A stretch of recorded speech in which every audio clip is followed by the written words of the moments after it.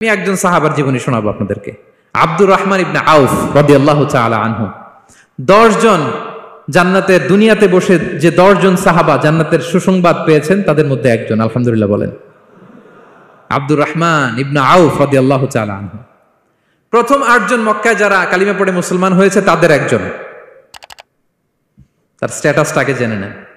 তো তিনি যখন মক্কা থেকে হিজরত করে মদিনায় গেলেন, মনে রাখবেন মক্কা থেকে যে সাহাবারা বাড়ি ঘর ছেড়ে হিজরত করেছে তাদেরকে বলে মহাজির, মানে হিজরতকারী সাহাবা। আর মদিনাতে যে সমস্ত সাহাবারা তাদেরকে রিসিভ করেছেন তাদেরকে বলে আল আনসার, মানে সাহায্যকারী সাহাবা। তো যারাই হিজরত করে মক্কা থেকে মদিনায় যেত, বিষ্ণু ইসা ইসলাম মদিনার কোন সাহাবীর সাথে তার ভাই পাতিয়ে দিতেন, আল মুআখাত, ব্রাদারহুড করে দিতেন, দায়িত্ব দিতেন যে তুমি এই সাহাবীকে দেখবে। তো আব্দুর রহমান ইবনে আউফ রাদিয়াল্লাহু তাআলা আনহু যখন হিজরত করে গেলেন, তার দেখভাল করার জন্য যে সাহাবীর দায়িত্ব পড়ল তার নাম হচ্ছে সাআদ ইবনে রাবি', আনসারী সাহাবী রাদিয়াল্লাহু তাআলা আনহু। বিষ্ণু বললেন, সাআদ, আব্দুর রহমান ইবনে আউফ তোমার ভাই, ভাই বানিয়ে দিলেন। কি বানিয়ে দিলেন? তুমি তাকে টেক কেয়ার করবে, সে হবে তোমার মেহমান। সুবহানাল্লাহ। সাআদ ইবনে রাবি' রাদিয়াল্লাহু তাআলা আনহু তিনি আব্দুর রহমান ইবনে আউফকে ডেকে নিয়ে গেলেন, ঘরে নিয়ে গেলেন মেহমানকে, এবং বললেন, ইয়া সাআদ ইন্নী আকসারুল আনসারি মালান। হে সাআদ, তুমি চিন্তা করো না, তুমি মনে করো না যে তোমার ভরণ পোষণ দিতে আমার কষ্ট হবে। আমি মদিনার সবচাইতে বড় বিজনেস ম্যাগনেট, সবচাইতে বড় বিজনেস ম্যাগনেট আমি। No tension, don't worry about ইট।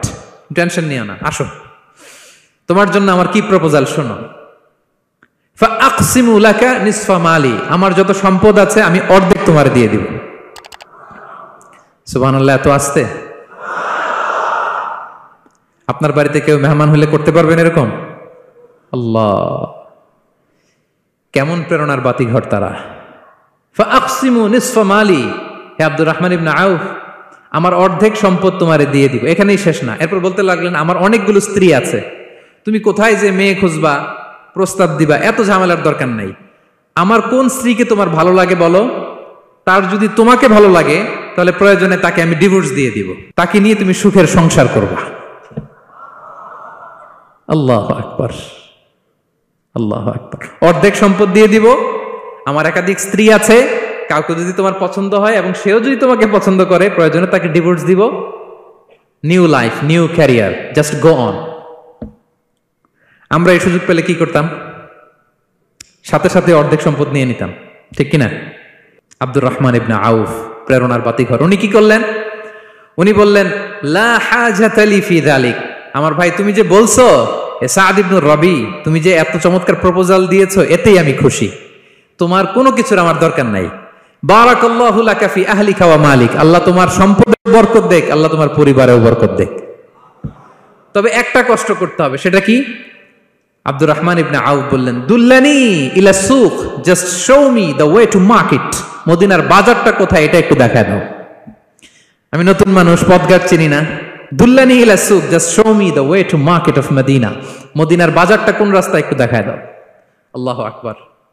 সাআদ ইবনে রাবি বললেন, এই তো মদিনার বাজার। উনি যে কিছু ঘি কিনলেন, পনির কিনলেন, কিনে বিক্রি করলেন, প্রফিট করলেন। ওই প্রফিট দিয়ে আরো বেশি করে কিনলেন, আবার বিক্রি করলেন, প্রফিট, আবার বিক্রি করলেন, প্রফিট। এই কেনা বেচা করতে করতে 1-2 মাসের মধ্যে উনি মদিনার one of the biggest business magnate হয়ে গেলেন। আল্লাহু আকবার। কি হাড় ভাঙ্গা পরিশ্রমই না তারা করেছেন।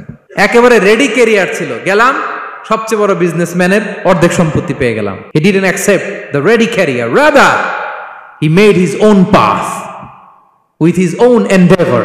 নিজের চেষ্টায়, নিজের পরিশ্রমে, নিজের ঘাম ঝরিয়ে নিজের ক্যারিয়ার তৈরি করেছেন। চিল্লায় বলেন ঠিক কিনা?